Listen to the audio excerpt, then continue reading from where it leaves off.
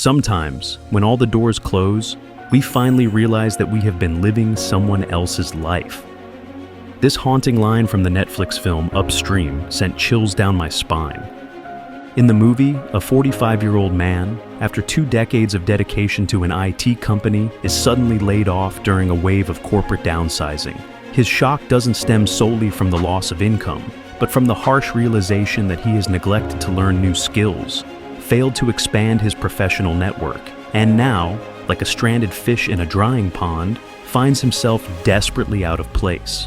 Do you see yourself in that scenario? Or are you reassuring yourself, "Thankfully, that's not me"? But look a little deeper. Perhaps you too are swimming in a pond that is slowly drying up. It could be a career with no future prospects, a relationship that has lost its initial spark, or a lifestyle that no longer aligns with the evolving world. Today, I want to share with you an ancient fable about a stubborn old turtle and a school of wise fish. Though this story has existed for thousands of years, its lesson remains profoundly relevant. The art of knowing when to stand firm and when to courageously embrace change in our ever-shifting lives. Pour yourself a cup of tea, settle in, and let me take you through this timeless lesson.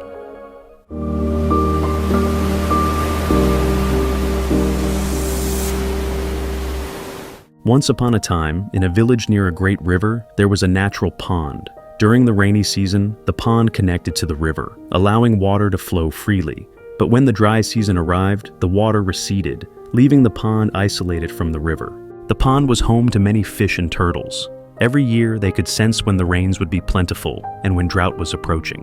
One particular year, as the dry season loomed, the fish and turtles decided to leave the pond and make their way to the vast river for survival. But there was one old turtle who refused to leave. It declared, "I was born here, I grew up here. This is my home, the land of my ancestors. I cannot leave." As summer arrived, the water in the pond slowly evaporated. The fish and turtles had all departed, leaving the old turtle alone. It dug itself deep into the mud, hoping to escape the scorching heat. But fate had other plans. A potter happened to come by, searching for clay. As he dug into the earth with his shovel, he accidentally struck the turtle's shell. The impact shattered the shell, flipping the turtle onto its back in excruciating pain. In unbearable agony, the turtle lamented, "Here I was born, here I have lived. The clay was my shelter, and now the clay has betrayed me." With those final words, the turtle took its last breath. The potter picked up its lifeless body and brought it back to the village, recounting the story to the people. He said, "Look at this turtle. Because of its deep attachment to its old home, it refused to leave with its companions, and in the end, it met a tragic fate." This simple tale of the old turtle presents multiple perspectives. When we put ourselves in the turtle's position, we can see that beneath its stubbornness lies a soul deeply loyal to its birthplace. There is something admirable about its courage, standing firm alone in the vast ocean of life. In an era where following the crowd has become the norm, having the audacity to go against the tide and trust in one's own choices is no easy feat. On the other hand, the fish and the other turtles embody a completely different life philosophy: change or perish. Interestingly, while Darwin spent a lifetime studying and formulating the theory of evolution, these creatures instinctively understood this truth for survival. They were sensitive to the shifting environment, listened to the collective wisdom, and willingly stepped out of their comfort zones. This was not merely blind adaptation. It was a form of intelligent flexibility that deserves recognition. Meanwhile, the potter, a seemingly minor character, carries profound symbolic meaning. He represents unexpected changes and unforeseen turning points in our lives. Like an economic crisis that suddenly strikes, or a chance encounter that alters the course of our destiny, the potter does not act out of malice. He simply follows his instincts and fulfills his needs. Yet, this unintentional action becomes the defining fate of the old turtle. Now, take a moment to reflect on yourself through the mirror of this story. Among these 3 characters, the steadfast turtle, the adaptable fish, and the potter who brings transformation, which one do you resonate with the most? Pause for a moment before rushing to conclude that the fish were right and the old turtle was wrong. Have you ever considered, was the turtle demonstrating loyalty, or was it merely a victim of blind attachment? Think about it. How many people in real life cling to a toxic job, a draining relationship, or a place that no longer holds opportunities. They tell themselves it's loyalty, but in reality, it's often a lack of wisdom to recognize a changing reality. The old turtle made the same mistake. It let its emotional attachment to home overpower its ability to sense impending danger. Albert Einstein once said, "Insanity is doing the same thing over and over again and expecting different results." If Einstein had met the old turtle, he might have shaken his head and said, "My friend, the water is drying up day by day, yet you still wait? That's not loyalty, it's blindness." Intense emotions can sometimes be the greatest enemy of intelligence. Don't you agree? Charles Darwin, who spent his life studying evolution, once taught, "It is not the strongest of the species that survives, nor the most intelligent, but the one most adaptable to change." The fish and the other turtles weren't merely running away.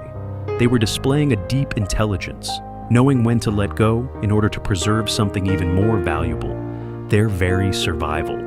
Do you know what is the most dangerous thing about attachment? It always disguises itself as something noble. "I am not giving up," the old turtle might have proudly thought. But was it truly perseverance, or was it stubbornness without wisdom? Now, let's turn inward. Are there any attachments in your life that you justify as loyalty or determination, when in reality, they are just fear of change? Can you face them with honesty? When it comes to clinging and attachment, Buddhist philosophy teaches a fundamental truth. Everything is impermanent, and attachment is the root of suffering. The old turtle let its emotions take control, clinging to a fixed idea of home in a world that is constantly changing. It lacked the wisdom to recognize that leaving does not always mean giving up. Sometimes it is about seeking a new home where growth and survival are still possible. Are you the old turtle, believing yourself to be loyal, but in reality, digging your own grave in attachment? Or are you one of the wise creatures, knowing when to let go and move toward new horizons? This brings us to a crucial question. How many drying up ponds exist in your life right now? And are you still stubbornly holding on to them? Lessons from the business world. Did you know that the lessons from the old turtle story are not just found in books? They are alive and happening in the business world around us. Take Nokia, for example, a name that once held deep nostalgia for an entire generation. I still remember my first Nokia phone, the clicking sounds of SMS typing on a physical keyboard, and of course, the legendary Snake game that became an iconic part of popular culture. For almost a decade, Nokia dominated the mobile phone industry. But then, Nokia's fate became one of the most expensive lessons about the old turtle syndrome in business. The most shocking part? Nokia actually developed a prototype of a touchscreen smartphone years before the iPhone. And yet, what was the reaction from Nokia's leadership? Interesting idea, but let's not tell anyone. Unbelievable, right? Instead of embracing innovation, they feared that this new technology would threaten their massive revenue from traditional mobile phones. Nokia fell into what is known as the success trap. They were too successful with their current business model to take the risk of innovation, even when they saw the industry changing before their eyes. They had already identified the drying pond. They even had the means to create a new river for themselves. But what did they do? They hesitated. They refused to jump.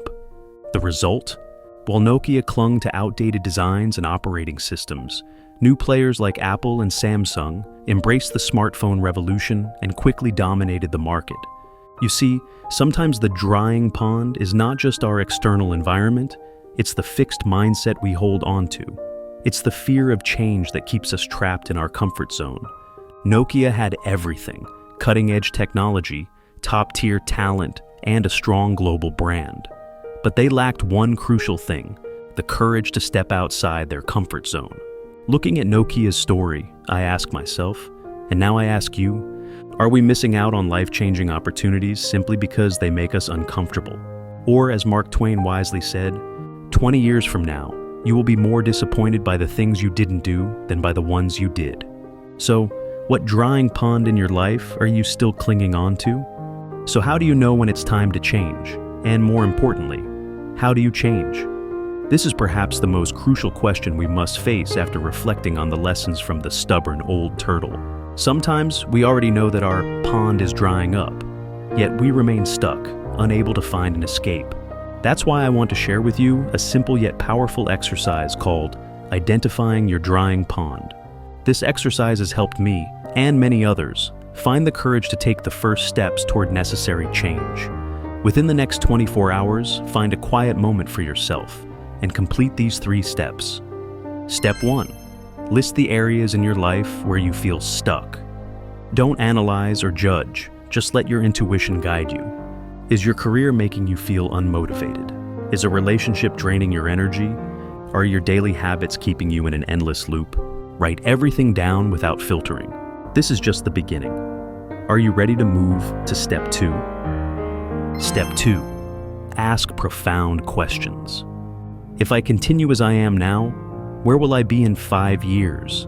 This question might make you uncomfortable, but that's exactly the point. Be honest with yourself.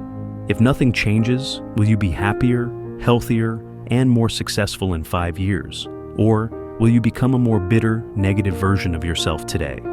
Step 3. Take one small action right now. This is the most crucial part. Don't aim for huge, overwhelming leaps. They often lead to burnout. Instead, find the smallest possible step you can take immediately, something so simple that you can't say no to it. Examples. If you feel stuck in your career, update your resume today. If your relationship feels stagnant, plan a meaningful conversation with your partner. If your health is declining, take a 10-minute walk right now. Small steps create momentum, and before you know it, you'll have moved out of your drying pond completely. Conclusion: knowing what to hold on to and what to let go of. Hey friend, before we wrap up, let me ask you a question, one that might make you a little uneasy. If your pond dried up completely tomorrow, where would you swim? Pause for a moment and truly reflect on this. What if your job disappeared overnight? What if your most valued relationship ended? What if the things you've been relying on were suddenly gone? Are you trapped in a single pond mentality? So many of us live like the old turtle or the man from the Netflix film, believing there is only one pond for us. We get so comfortable in our jobs, relationships, and routines that we stop imagining alternative possibilities. And that's dangerous. The world is vast, full of new opportunities, new people, new paths. But how often do we trap ourselves in tiny mental cages of our own making? The big question: are you ready to swim? At the end of the day, this isn't about abandoning everything you know. It's about asking yourself, what am I clinging to out of fear rather than true value? What's worth holding on to because it genuinely nurtures me? The courage to evolve comes from knowing when to stay, when to grow, and when to move on. Now, let me ask you once again, if your pond dries up, where will you swim? Drop your thoughts in the comments. I'd love to hear your perspective. If this resonated with you, hit like, share, and let's help more people break free from their own drying ponds. See you in the next Tea Talk.